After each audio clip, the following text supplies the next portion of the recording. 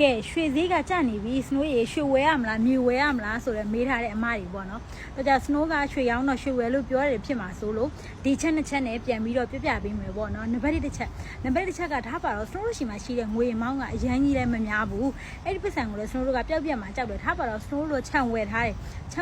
ဆိုရင်ခုခြံစည်းတွေကလည်းတည့်ရတိုင်းခေါင်ခိုက်နေတယ်ကွာကိုကဝယ်ထားတယ်ဆိုရင်အတွင်းဘက်တွေအစွန်ဆုံးတို့ပြီးတဲ့ခါကျရင်လမ်းမကောင်းတဲ့နေရာမျိုးတွေမှာရတယ်ထားပါတော့အဲ့ဒါဆိုရင်မြေဝဲမကြဆိုတဲ့စကားကတချို့ဟာတွေအတွက်တော့မှန်တယ်ပေါ့နော်တချို့လမ်းမတန်းတွေပြီးတဲ့ခါကျရင်လုံးဝကွာစီးပွားရေးလို့ကောင်းတဲ့နေရာတွေဆိုရင်တော့ဈေးကတက်ပြီးတော့မြေဝဲမကြဆိုတာမှန်တယ်ဒါပေမဲ့ကိုဝယ်ထားတဲ့နေရာကအဲ့လိုမဟုတ်ဘဲနဲ့ဟိုလိုမျိုးကွာအကွက်ကွင်းလည်းမကြဘူးအတွင်းနဲ့ကြတယ်အဲ့လိုမျိုးဆိုရင်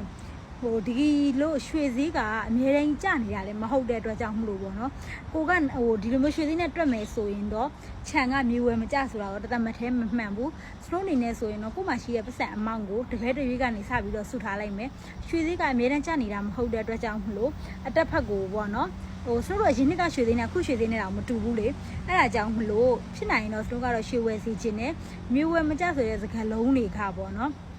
မင်းကိုကအလင်းလိုထုတ်ရောင်းနေဆိုရင်